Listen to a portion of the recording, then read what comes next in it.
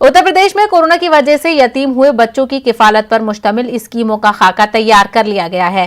बाल सेवा योजना के निफाज की तैयारियां मुकम्मल हो गई हैं। महकमा खवातीन व बहबूद की जानिब से ये स्कीमें चलाई जाएंगी। कोरोना के दौरान अपने माँ बाप को खो चुके बच्चों की जरूरियात के लिए इन स्कीमों का खाका तैयार किया गया है। इस स्कीम का फायदा 18 साल तक के बच्चों को होगा और हुकूमत की जानिब से बच्चों को 4000 रुपए माहाना दिया जाएगा। पालघर के आदिवासी इलाके में वैक्सीनेशन टीम पर हमला हुआ। टीकाकारी टीम के साथ बदतमीजी और मारपीट के 2 वाकयात पेश आए हैं। पहला वाकया गुंजे जाए सेठ में पेश आया है। डॉक्टर और तिब्बी अमला टीके से मुतालिक बेदारी करने के लिए गया हुआ था। गांव के 9 अफराद ने टीम की पिटाई कर दी।